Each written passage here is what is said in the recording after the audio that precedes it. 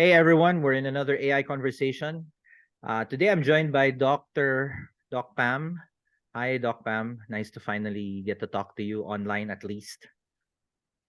Hi, Doc. It's good to be here. Long overdue conversation, I suppose. Yeah, absolutely. Actually, I ran into Doc Pam. Well, obviously we're Twitter followers. I think also LinkedIn, and I think we first encountered each other. I think you're compiling or editing a series of chapters for a book, and I think we're a contributor to that. Hopefully, Yep. we also make it on complex disasters and data.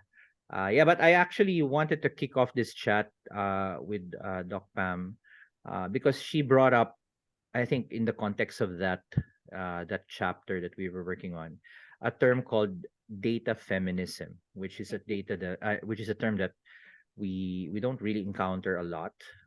It's I think very close to something close to my heart, which is data ethics. But maybe I'll turn it over to you, Doc Pam. Maybe can you briefly give a background about yourself and your work, and then let's dive into data feminism as a Okay. starting position. Okay. So I'm an anthropologist by training. That's my master's. And then I finished my PhD in architecture and design, mostly because my anthropological work was focused on disaster recovery and reconstruction during Typhoon Yolanda. And I was doing that through a women's rights organization. So I was learning about feminism and disaster and architecture simultaneously. But so I have my firm. It's called Curiosity Design Research, but I also work with WWF USA and Brown University. But it's interesting that this is about data feminism. In a way, I feel like it's about connecting with my past as well, my career, because I used to be a data analyst for a telco. Mm-hmm. And one of my first jobs was to set up database services and cross sell database services for a marketing communications agency. And I did that here in the Philippines as well as in Thailand. So yeah, I mean the conversation about data isn't really that too far away from my background. And of course, when we talk about data, at least in the context of the past conversations, it's always been about data science and big data. But of course, there are other types of data. And in a way, data feminism also addresses that by pushing for more inclusive perspectives of not just data, but knowledge as a whole. Mm-hmm. Maybe my one of my first questions is a lot of the people listening to us watching this stuff may not be familiar with kind of the broad uh, application of, let's say, the term feminism. Yeah. Obviously, it sounds very gender, like something related to gender. But actually, from correct me if I'm wrong. My understanding about anything related to feminism is about really power. Power structures, justice, uh, maybe critical theory, maybe an offshoot. So since this is kind of your line of your line of inquiry, can you briefly kind of give us a broad stroke of what does it mean to be feminist, and then later how it applies to data, and then let's see where we go from there. Yeah, sure. I mean, there are a lot of ways to understand feminism, and there are probably as many feminisms as there are feminists, Mm-hmm. but there are certain values that are common regardless of what kind of feminism that you practice. I mean, unfortunately, over the years, feminism has gotten a bad rap in the media. It has been equated to like women building a society in which women overpower men. And for me, that's absolutely not the point of the kind of feminism that I subscribe to, because that's still domination of strong over the weak, which is Mm-hmm. still patriarchal in my view. So but for the kind of feminism that I subscribe to, you're absolutely right. It's about questioning structures of power, contributing to social injustice, and also resisting social inequalities. So many contributions of feminists to like the whole social justice movement as a whole is, for example, emphasizing care and community and collaboration, which what we acknowledge are feminist values. Then when you translate it into a data sense, then that also means being more inclusive about what we consider as data, and also questioning, who gets to define what valid data is, right? And who gets to define how this is collected and how this is deployed. And of course, data can be very powerful. It's a double-edged sword. It can be used for good. It can be used for evil. And we just want to make sure that by applying feminist perspectives for data feminism, then we contribute to doing good by addressing structural injustice, things that have been done in the past that need correcting now. Yeah. I think one of the first things that hits me from what you said is, and one thing I'm very passionate about as well, is questions of access to data to begin with are quite imbalanced. Like one of the big bugbears for me is whenever privacy is invoked as the reason for not either not providing the data or not gathering the data, which then results in even more systemic, I don't Yeah. know, malrepresentation or misrepresentation. Like for example, it's kind of a meta thing to talk about as well. Gender data is one of the big gaps we have in many data sets. So it's almost impossible, for example, to establish representation, let's say, of individuals. And I'm not just talking about women. You can also talk about the LGBT representation. You can talk about minorities. You can talk about anything. There isn't. Correct me if I'm wrong. There isn't this consciousness amongst people about how representation and access actually quite affect how data is used or misused in many Mhm. aspects. Is that part of what you would be advocating for in data feminism, and how have you Yeah. seen this kind of affect how things are done? Yeah, I mean, my field is in disaster and climate change adaptation, and I was in a disaster forum last year, and that's actually one of the things that was brought up. We don't even have not even gender data about gender, but even just sex disaggregated data, male, female. Sure. That's very much lacking in the field, and a lot of our bias about what families should be like, what relationships should be like, play into data collection for disaster. For example, when governments collect data about household heads, many governments assume that household head equals male, right? But that doesn't take into consideration that in societies, particularly like Filipino society, there are many configurations of households. It can be an extended household. It's not necessarily mother, father, kids. In fact, in my observation, that's actually not the norm. The norm is really extended family, lots of households headed by women. But in disaster response, not just in the Philippines but around the world, you know the data collection is biased towards males. The distribution of assistance is therefore biased towards males. But sinong pumipila for relief, for example? It's the The women, mothers, because it's the women. yeah, Yeah. the mothers, because the men have to be out working. So um, the labor of women in this space is not accounted for in a practical sense, but also at the very basic level of like data collection. Now, when we're talking about LGBTs, that's kind of trickier because, like, in an ideal world, collecting data about LGBTs shouldn't be problematic. But of course, it is, because identifying as an LGBT can be dangerous Mhm. for some people. And also, if, for example, we were to map um, populations affected by climate change and disaster according to gender, um, if a particular mayor, for example, sees that there are many LGBTs in his constituency and in their constituency, and they happen to be unsupportive of gender equality, then that could really put people, LGBTs affected by ecological crises at risks. So, I mean, yeah, I guess it also says that more data isn't necessarily, in many cases, more data is good, but in some cases, more data might be problematic and might actually cause further structural inequality. Yeah, this is really an interesting and complicated concept to unpack, especially for people, ironically, for people who process data, and I'll include myself as one of them. We, I have to confess, I'm often blind to kind of the implications of the data gathering and the power structure.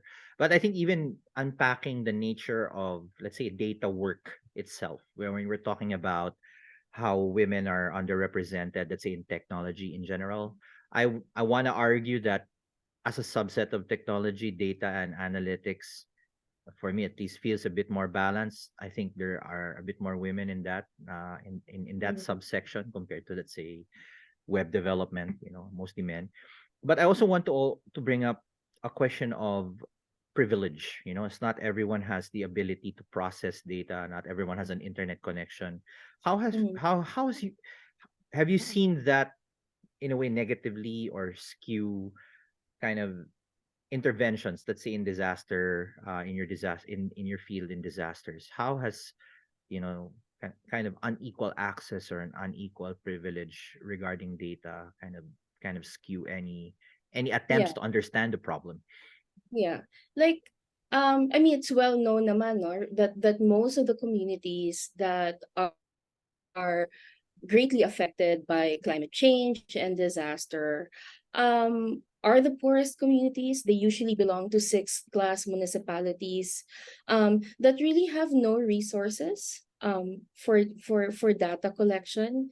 And I think that's something that's also brought up every now and then in your Twitter posts, like the countries that can access the data are the ones who need it least, and the ones who really need the data are the Correct. ones who can't access it Mm-hmm. or can't afford it, and that that really has implications. For example, for policy, it's difficult to have a climate change adaptation plan for a local government if the data about climate risks and vulnerabilities isn't there.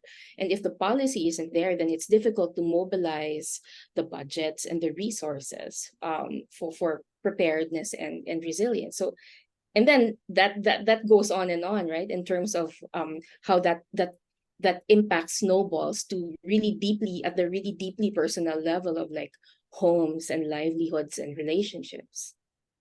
Yeah. uh a term that comes up whenever we're talking power and relationships is uh and this is part of critical theory, the a term called intersectionality, which Mhm. is oppressed definitions of who are oppressed tend to cluster around kind of common attributes, no? So for example, when you talk about data oppression, that's a Mhm. term, or maybe data poverty is a better term, Mhm. are often the same people who are oppressed from a gender standpoint or from a racial standpoint or from a political standpoint. So I can't help but wonder, so I don't know how to attack this, Mhm. whether what parts of it are just due to ignorance because it's part of the system for a long time, and then how would we kind of try to untangle and unpack it? You obviously have a very specific area to address, let's say in disaster recovery, but I think Yeah. in general these are things we should all now be conscious about and see how what we can do about it. Yeah. So I guess in response to that, no, yung intersectionality kasi is that's from Black feminist scholarship. Definitions, yeah. Yeah, yeah. And the metaphor of the intersection was actually the inspiration there. When you stand at an intersection, you can't really say which street you're on because they all kind of converge. So it's the same when we're talking about issues of power and gender. When somebody is experiences oppression and inequality, it's hard to say whether it's just about their gender, is it about their class, is it about their race. So that's why intersectionality is really important. It emphasizes that we really can't disentangle experiences of inequality.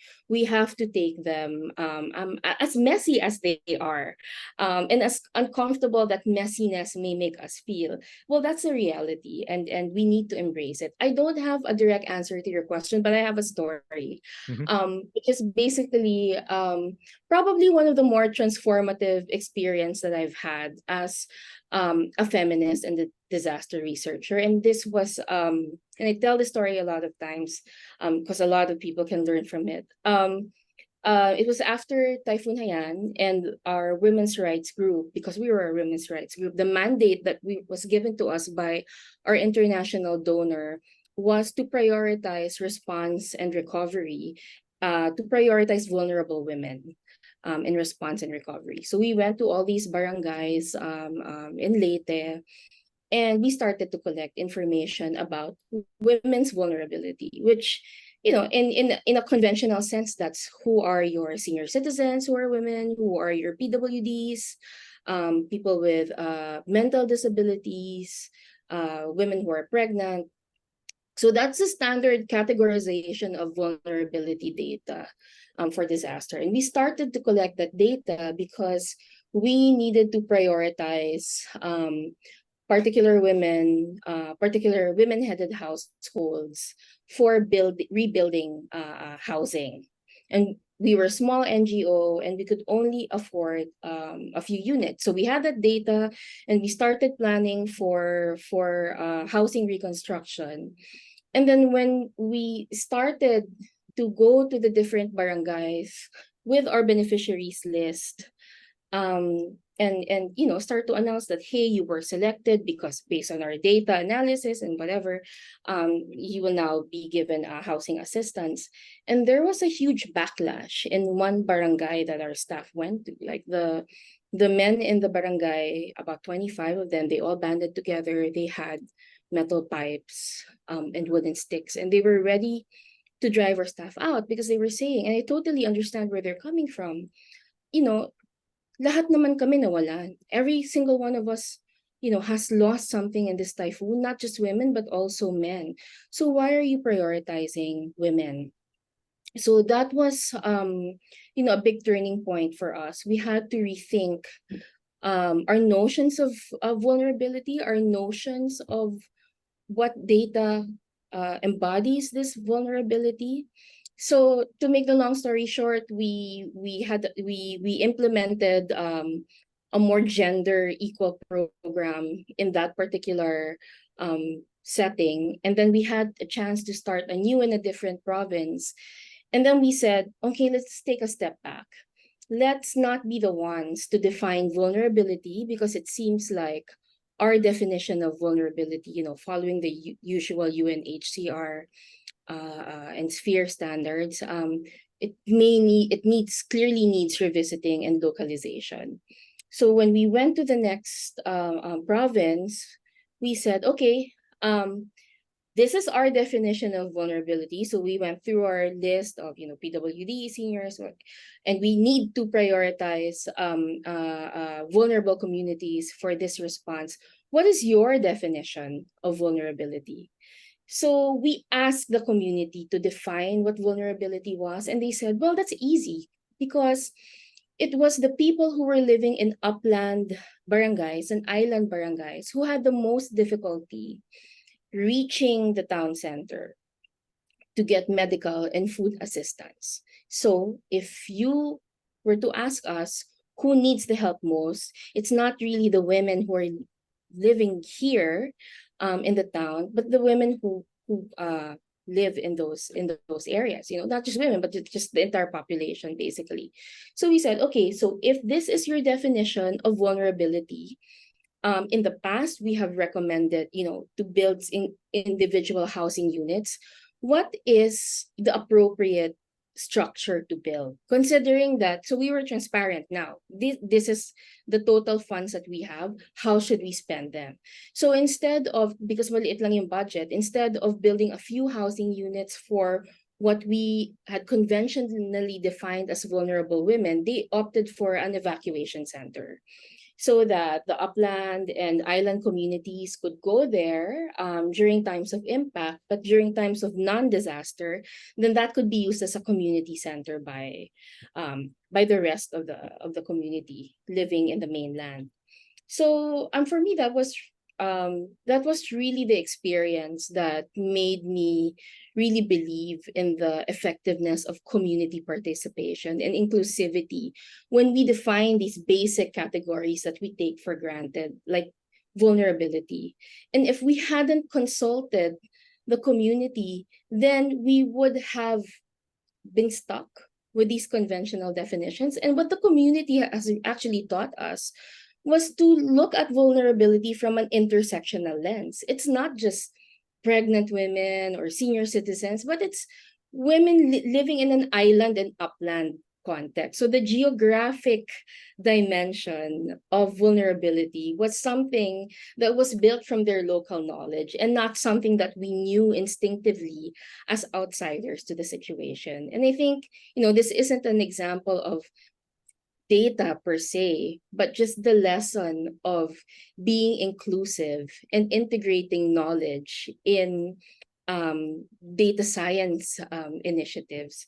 That's a hard lesson learned for me personally. No, I think the anecdote you shared has many levels, because obviously the way I'm appreciating it is, there's a, especially in, let's say, data rich environments, let's say the NCR, Mhm. we have a plethora of data. People tend to put data on a pedestal, like say, "Wait, if the data says so, then it must be true," not realizing that when you're in an environment that's data sparse, and where it can really skew, and it doesn't matter what distributions you have, it doesn't matter what statistics you have, it's easy to lose sight of, I don't know, for lack of a better term, the potential injustice of classifying people. Like, everything about predictive modeling is all about hierarchy. You're trying to establish a priority, you're trying to establish a kind of a target variable. And here, that philosophy just absolutely fails, because you can't impose a hierarchy, or maybe a naive hierarchy is probably a better term. If you're naively ranking people based on very sparse data. And then the other aspect you brought up is, you can't argue just on data in a complete vacuum without Mhm. understanding context. So I think it's actually a data problem at the heart, but I guess it's the way, maybe the way it's naively applied. And I've worked for the NGOs myself. That's also a problem if you're adopting a framework that's been handed down to you, by some authority, or, I mean, whether intentionally or unintentionally, are also operating from a very sparse mindset. Mhm. At least you were able to turn it around, or more or less adapt to the times. No, but these kinds of lessons are very hard to condense. You won't read that in a book. You won't get that in stat class. It's something that you really have to get your hands dirty with on the ground. Okay, so where do I want to attack that from? Um, I'm also conscious that you have a very tight schedule, no? So we've burned through at least half of the hour. I'm in the business of educating, people, by directly or indirectly. How would we condense that lesson in your story as something that data analysts, data scientists, and whatever need to be mindful of? Because it's easy to, I mean, you've been there. It's easy to get lost basically in the weeds of it. It's easy to get lost in the technicalities of data, not realizing that the moment you put data and add agency to it, and we haven't talked about AI yet, but we're getting there. The moment you Yeah. start adding, interventions based on these imperfect, whatever, insights, then the consequences can be quite dire, no? Yeah, I think that was kind of mentioned in the book itself, Data Feminism, that once you um convert experiences into data, you immediately lose complexity um, and context. So then the way to attack it, in your words, is to include complexity and context, no, in conversations about data. I'm an anthropologist, so I really believe in going out there and being with people. And even though data analysts might prefer to work or might have to work from behind the desk, it helps to go out there from time to time and just understand how data is used in the real world and create collaborations, like interdisciplinary collaborations, where we can have like the space here, right, where we can have conversations about this. One experience Another experience that comes to mind is when I work with barangay health workers for um, disaster response, because the beneficiary lists for disaster response are based on the census, right? And it's not like big data where it this information, the census information, is captured in real time. It's done once every 4 years. Mhm. And ang reklamo ng mga barangay health worker is that by the time that these census are transformed into beneficiary lists, ang dami ng movements. Yung dating Outdated. hirap, mayaman na ngayon. Yung dating mayaman, mahirap na ngayon. So when you start distributing aid based on this data, that's just a snapshot in time, then you get a lot of conflict over the distribution. So and then a lot of inequalities as well, and injustices in the distribution. Yeah. Related to that, because I've also done work, for example, in Barm, no, in Cotabato, and it was my first time to fly there in 2021. One of the first things that I feel is it's totally at least compared to being an NCR, you're completely disconnected. You Mm. don't have internet. There are no traffic lights in Cotabato City. It's one of the things you notice. Somehow it works. And data gathering is a luxury at best, no? Then your mind starts looking for proxies. Okay, if we can't get quantitative data, then we'll switch to qualitative. Let's see what opinions hold, no?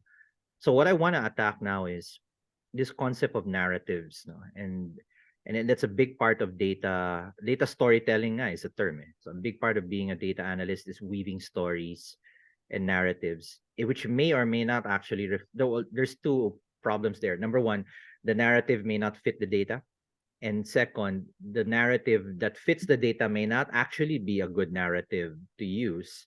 Have you encountered like kind of those kinds of issues in your work, or how would you kind of frame those discussions? Yeah, could you give an example of how the narrative and the data um, doesn't fit in that context? Well, I can only argue in general because number one is if there's no data to begin with, then all you have are narratives, and then later when you start gathering data, the data might not actually agree with what people are Mm, currently assuming. I think your stories in a way sort of fit that mm, mold. And then the other issue is when you've gathered the data mm, and the narratives that you see coming out of the data mm.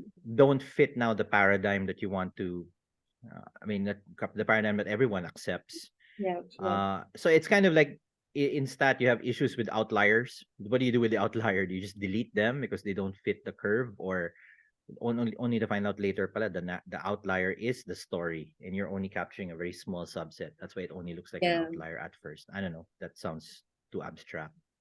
Yeah, I mean, there are a lot of good points in what you just mentioned. The first is that triangulation, in terms of like validating findings, is always it's usually a good way to go. Collaborate. I mean, try to reconcile across several data sources. So, quant and qual, I'm all for that. The more that you can do it, and particularly in development context, because it's hard to convince policymakers without the quantitative data. But understanding why things the way they are, that's really where qualitative data and research shines, right? And secondly, then we can also talk about how our need to be open as to what constitutes knowledge. Because especially when in development circles, climate change, disaster, there's always, it's increasingly being said that local knowledge is important, indigenous knowledge is important. It's important to include local communities and indigenous groups in planning for the future. But when we say inclusion, that doesn't mean just putting them in a room, right? And ticking a box, hey, you're all part of this conversation, done and dusted. That actually real inclusion also should be about centering local and indigenous knowledge in the conversation. And local and indigenous knowledge doesn't come in the form of quant data, in discrete sets of data that you can play around with. That local and indigenous knowledge comes in the form of stories, Mm-hmm. and art. Kaya nga, with the activation of loss and damage funding for climate change, one of the initiatives that are being supported now to understand loss and damage is initiatives in the arts and Mm-hmm. humanities. Cultural, yeah. Yeah, yeah. Because loss and damage isn't just economic and environmental. There's also loss of community, loss of cultural practices. And it's hard to document that using quantitative approaches. And a feminist approach would be more open to local knowledge and indigenous knowledge that is also situated knowledge. So when we say situated knowledge, it's the experiences and knowledge of the knower, so the indigenous groups and the local groups, that help construct that knowledge. And a lot of that is experienced with the senses. Why do I know that the climate is changing? Kasi yung tubig hanggang hita na, last year hanggang tuhod lang. So part of a feminist approach to data is recognizing how knowledge is embodied. No, it's not just our mind controlling our bodies. Our brain is really scattered around the body, and our knowledge is embodied. That's a great metaphor. Actually, I just realized I do have a story around narratives and data, and this was back in the COVID pandemic where we were doing a lot of work, particularly around vaccine acceptance. That's the term WHO wanted to use. They didn't like vaccine hesitancy. So Mhm. anyway, one of the studies that we were doing was merging two data sets. One data set came from Facebook, which is a survey that the University of Maryland ran very regularly globally, like would you get vaccinated and why or why not? No? They ran that randomly throughout the entire pandemic. This was mostly 2021, and then towards the early part of 2022. And then another data set was the DOH, like what's the progress of vaccinations across the country. And we would typically assume na the more accepting you are or the less hesitant you are, the higher the vaccinations. So Mhm. I think for maybe 70% of the data, it agreed. But then you had these weird outliers. Like there were some areas where hesitancy was quite low. In other words, they want to get vaccinated, but vaccinations didn't seem to be picking up. And then you had the opposite where hesitancy was quite high, but people were getting vaccinated. So what's up Right. with that? No, and what I don't know if we really got down to 100% of the reasons, but it brought up other issues. For example, in the low hesitancy but low vaccination group, it's a question of access. They do want to get vaccinated, but there just aren't any vaccines available, or they didn't know how to do it, or the health centers weren't trained. So that's kind of the nuance that got out of that. The weirder group were the hesitant ones, but were also getting vaccinated, and we were only left to speculate that maybe there were other extrinsic factors that were driving vaccinations. Maybe it was work Mhm. related, maybe because you needed these vaccine passports, right, to get around back in the day. So that was very, for me, an eye opener because I'm all about blending data. That's one Mhm. favorite tactic where you get two completely unrelated sources of data and see how it all agrees. But then obviously because they were gathered differently under a different protocol, under different measurements, then you now see these weird combinations. And it's all about the outliers. I found out from that study. We actually used that analysis to guide, to at Yeah. least help guide DOH on their communication strategy. And yeah, I mean, it's a good thing that we were talking about it, and it reminded me of that. Okay, so we're nearing the hour, and I just want to maximize our time with you. So, okay, maybe we can talk about AI a little bit, because obviously that's all the rage now. And AI, if anything, is data analysis on steroids. And the idea is you have models predict everything, and by giving agency to the model through automation, the promise is productivity. But what Mm. we've been talking about for the better part of the hour is, if the data is wrong, or the data gathering is skewed, or if you lack context, things can really go wrong. And then if you add automation to that, you'll now have systemically automated injustice, if you may. Do you have any thoughts on that, and how we could be we could be ready? Are we ready for such a thing? And especially when you look at areas like disaster response, where AI could be used, what are the Mm. things we should be like watching or wary of?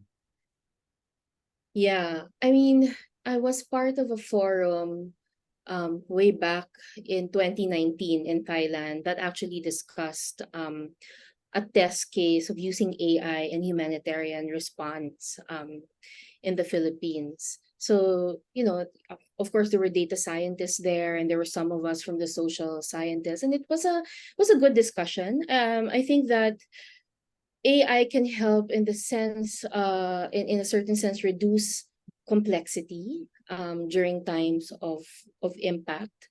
Um, because disasters are wicked problems, so it's really just difficult to find your way through disaster when that's happening. And then and a lot of the problems in disaster, for example, are come from knee-jerk responses. So if AI can help us kind of like parse out what's what, how certain decisions will impact certain groups, then that's useful.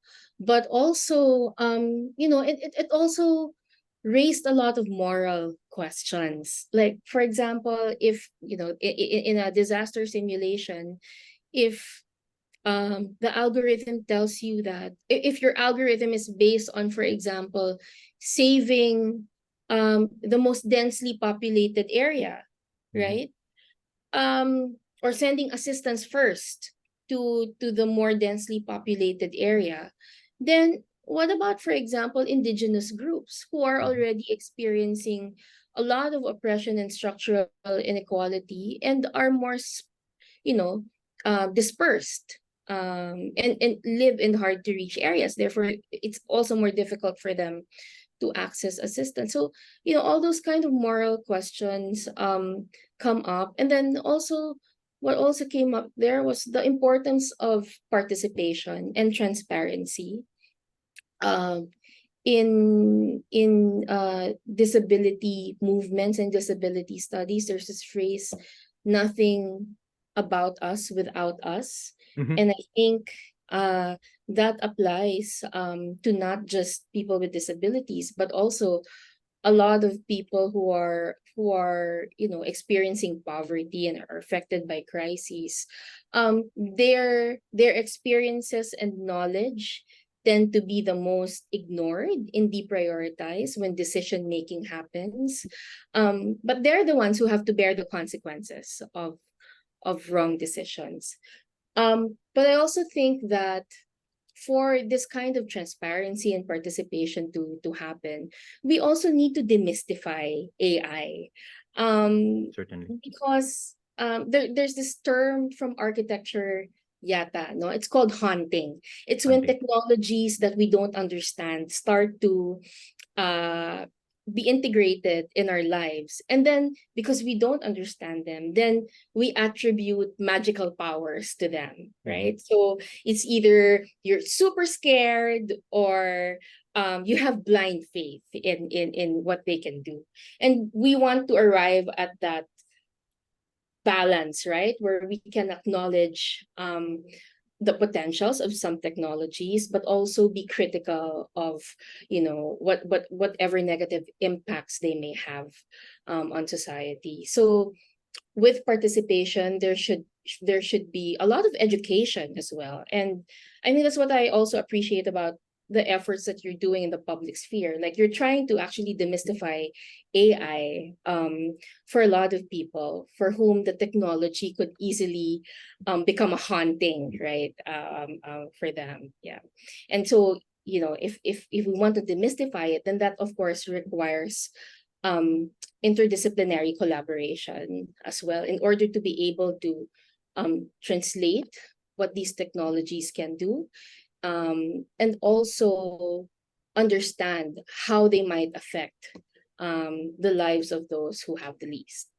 Actually, what you mentioned brings to mind two things again. Well, first, on a fundamental level, demystification also means opening gates, because there's a lot of gatekeeping even in the data practice. No, Mm. gatekeeping expertise, gatekeeping data access, gatekeeping. I mean, I'm so far so good. I haven't in data science. It got pretty bad a few years ago, where people were literally arguing about who is a legitimate data scientist and wherever your persuasion goes. No, AI may go that route, and hopefully I'm cutting it off early by just opening access to everyone. But at the same time, it feels a little different as well. I think the challenges will be different. I think it's more about, yeah, what you mentioned about blind faith and trust. But at the same time, if it's trust on the basis of ignorance, that's also a problem, because these models can be complex and we don't understand how they may or may not work. Which leads me to the other thing that I thought about. Again, back during the COVID pandemic, remember there was this big issue about the quality of the COVID data set that was being released into the public, Mm. about, data quality problems. I think UP was one of the first to bring it up.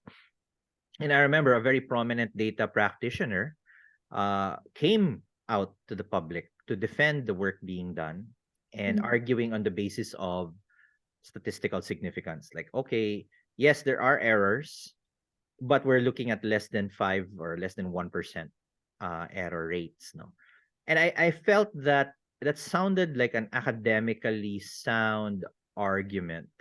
Mm. But if you look, and I made a little bit of an effort on Twitter. I don't know if you remember this, to say that I remember at that time there were about konti pa lang COVID nun. Siguro less than 20,000. Let's say 20,000. 1% of that would be ilan yun? 200 cases. And we had provinces that were being shut down on the basis of less than 200 cases, because Mm. the IATF had this weird grid, weird in hindsight. Now, okay, if you have an uptick here, X%. So you had economies being shut down. Let's lock down the economy, ganyan, ganyan. And then when you look at the data, teka lang, they only had 3 cases. Why are you Mm. gonna? I mean, certainly there should be 3 hospital beds in that province, and you're gonna shut them down. So I felt that felt off to me. I mean, Yeah. I know where it was coming from now. Okay, error rates. We deal with error rates all the time. But then it brings up the thing you were mentioning earlier, that okay, that the sparsity is now an injustice, because if you're gonna shut down the entire province of, I think it was Mindoro that stood Mm. out for me. Like, we're gonna lock down Mindoro on the basis of 3 cases and call that a community transmission. I mean, at that time there were so many debates. Now that was not AI yet. That was like human intelligence running on pretty much imperfect data. The prospect we have now is you could have automated systems, automated rules, and some of these rules don't make sense, but they're actually based on data, that may or may not be gathered properly. And then now you have a systemic problem, because that thing could be like, we're on the process of putting data into law already. We have laws, and this is beyond data privacy and cybersecurity. There's the SIM card registration act, for Right. example. There are a couple of other laws that have a data component. It didn't seem like these were written, at least from my opinion, with kind of the knowledge of data feminism or data justice, and I'm worried if we're jumping headfirst into that kind of an environment. What do you think about that? Yeah, I mean, I think that we need to acknowledge that the technology, data technologies, including AI, are increasingly going to be part of everyday life. And to a certain extent, I agree that there should be we should be thinking about policies. No, Mm-hmm. but again, I'm really partial to participation. That's my advocacy. And for me, again, nothing about us without us. So if ordinary people are going to be affected by these laws, then you know uh, people's groups should be affected, should be consulted. There should be more forums to for consultation and for participation, so that policies can be more attuned to everyday experiences. And I suppose my greatest concern there is that the more that data technologies become integrated in everyday life, of course, um, may use naman talaga yung modeling and prediction. It's just that if we become too dependent on it and real world experience is telling us otherwise, then that blind faith in AI and data science might desensitize us to real world happenings that are already sending us red flags, right? So I think that's it's really important to triangulate information, to be open about what counts as data and what counts as knowledge. And we need to be thinking about, this is one big lesson in the disaster space, is we were so focused on natural hazards as a global community, we didn't really consider pandemics. So we should be thinking about these things not when the problem already erupts, but way before that, so that we're not blind when it happens. Um we're not forced to make knee-jerk decisions that are not based on evidence when it happens. Yeah, I think we've barely scratched the surface in data feminism, and we're at the hour. So maybe I just want to give the floor back to you. Any last takeaways you'd like to leave us for the meantime? And we definitely should line up our second episode to get into the meat of some of this stuff, particularly your work in disasters. No, but for now, anything you want to leave the audience with on not just this topic but in general about data and AI, so we can pick that up later on. Yeah, I mean, I guess I'll just go back to like the themes that we discussed earlier, right? What feminism is about. It's about questioning structures of power. It's and how data has been collected with those stereotypes in mind has led to further injustice. But it's not just about gender. I mean, we've talked about poverty. We've talked about, to a certain extent, class and technology privileges, and all of these intersect. But for us to understand how entangled all of these are, we need to be open about what counts as data and what counts as knowledge, and particularly center those who are most affected by data-driven decisions. I suppose in the context of this episode, that's how I would frame data feminism. Right, well said. And I think that's no better place to end for now, at least. No, so I want to thank you, Doc Pam, for giving us kind of the broad strokes of data feminism, sharing your stories, and I really look forward to having you on the conversation again to dig deeper into this topic. Thanks, Doc. This is a great space, and thanks for all your efforts to educate us about AI and its consequences. Yeah, see you around. Bye. Thank you.